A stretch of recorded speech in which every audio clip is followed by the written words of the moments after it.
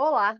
Está começando mais um ESG Notícias, o seu boletim diário sobre assuntos ESG, ambiental, social e governança, um produto do Instituto Global.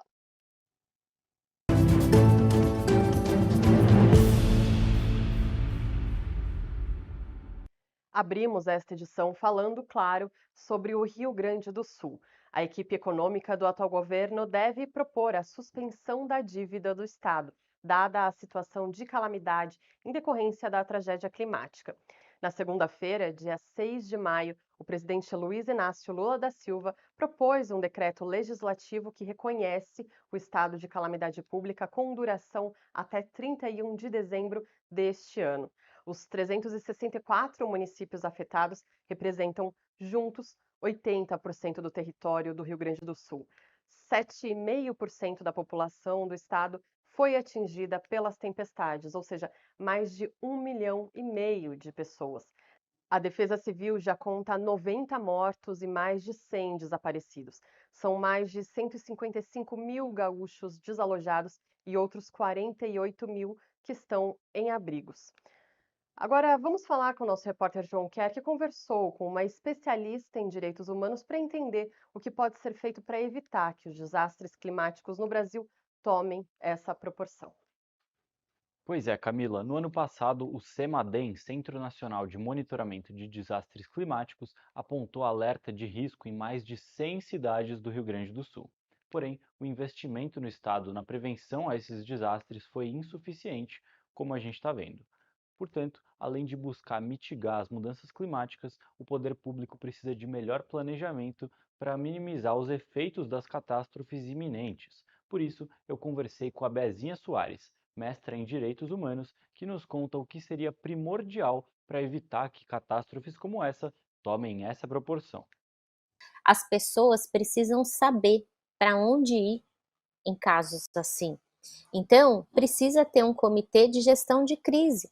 Pode ser que esse comitê nunca seja acionado, e isso é fazer política pública também.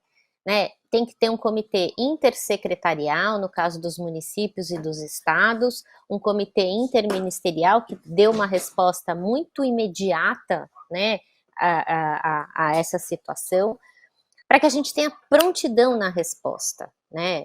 E tem que ter políticas públicas, sim, de moradia, de tirar pessoas de áreas de risco. É responsabilidade do poder público cuidar desta ocupação desordenada de áreas de risco. Então precisa ter, sim, política pública de moradia para realocar pessoas que moram em regiões de alto risco de consequências dos eventos extremos, né? Ela ainda indicou a necessidade da criação de uma política pública voltada às vítimas da tragédia assim que as águas baixarem. E acho que precisa ter um comitê de atendimento de saúde mental. Eu vi um senhor sendo resgatado, assim, o abalo psicológico das pessoas que estão passando por essa situação é muito grande. Então, elas precisam ter essa assistência. Ainda sobre a situação do Rio Grande do Sul, calcula-se que as fortes tempestades tenham provocado, até o momento, prejuízos na ordem de 967 milhões. Isso em apenas 25 dos 364 municípios atingidos pela tragédia. O valor tende a aumentar à medida que os demais municípios avaliarem as perdas, já que os esforços ainda estão focados em prestar assistência emergencial e de resgate às vítimas. A agropecuária é o setor econômico com mais prejuízos levantados até o momento, somando mais de R$ 500 milhão. Deste montante, 423 milhões estão relacionados à agricultura e 83 milhões de reais relativos à pecuária. E o Tribunal de Contas do Estado de São Paulo completou 100 anos de sua fundação e, na última segunda-feira, políticos estiveram presentes no Memorial da América Latina em São Paulo para uma solenidade com a presença de autoridades, convidados e servidores da Corte de Contas paulista. Os repórteres João Kerr e Arthur Mirov estiveram no evento e contam agora os detalhes para a gente. Em 1923, com a Lei de número 1961, organiza o Tribunal de Contas do Estado de São Paulo. e no dia 6 de maio de 1924 ocorre sua primeira sessão. Nesta solenidade de seu centenário, estiveram presentes o vice-presidente da República, Geraldo Alckmin, o governador de São Paulo, Tarcísio de Freitas, o ex-presidente Michel Temer e os ex-governadores Márcio França, João Dória, José Serra e Rodrigo Garcia, os ministros do Supremo Tribunal Federal, Alexandre de Moraes, André Mendonça, Cristiano Zanin e Dias Toffoli, e entre outras personalidades que foram homenageadas. Quero que, mediante uma vigilância ativa, seja punida a infidelidade e garantida a utilização legal dos fundos públicos. Com essas palavras que se acham até hoje esculpidas em mármore sobre sua sepultura nos Invalides, em Paris, Napoleão confiou ao Tribunal de Contas o cuidado de controlar o uso dos fundos públicos e, em particular, o de julgar as contas públicas. Com o direito de fazer, vem o dever de responder. Parabéns para você. Parabéns, Tribunal de Contas do Estado de São Paulo, pelos 100 anos de história. O evento realizado aqui no Memorial da América Latina, em São Paulo, marcou o centenário do Tribunal de Contas do Estado de São Paulo, que houve uma solenidade com a entrega do colar do centenário para grandes personalidades públicas. Ao longo do ano, serão entregues em torno de 100 colares. É com você, Camila.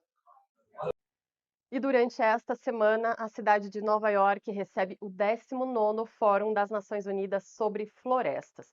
O evento dá ênfase às ações para melhorar benefícios sociais, ambientais e econômicos relacionados às matas. O repórter João Quer tem mais informações.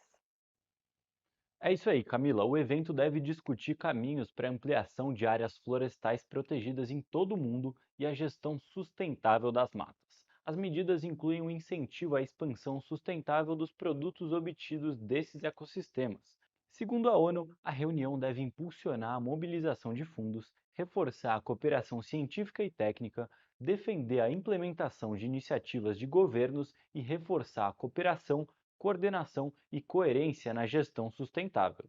As sessões anuais do Fórum servem ainda para avaliar a implementação do Plano Estratégico para Florestas e o cumprimento dos 6 Objetivos Florestais Globais da ONU.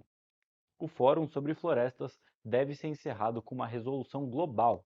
O documento vai contar com o resultado dessa revisão de progresso e do programa quadrienal de trabalho do Fórum previsto para o período entre 2025 e 2028. A ONU reforça que as florestas sustentam a humanidade e são fundamentais nos esforços globais para enfrentar a crise planetária, Camila. Obrigada pelas informações, João. E o ESG Notícias de hoje fica por aqui. Mas se você quer ficar por dentro destas e outras informações, você já sabe. Acesse o nosso portal globalesg.com.br e fique atento também às nossas redes sociais. Obrigada pela sua audiência, nos vemos na próxima edição. Até lá!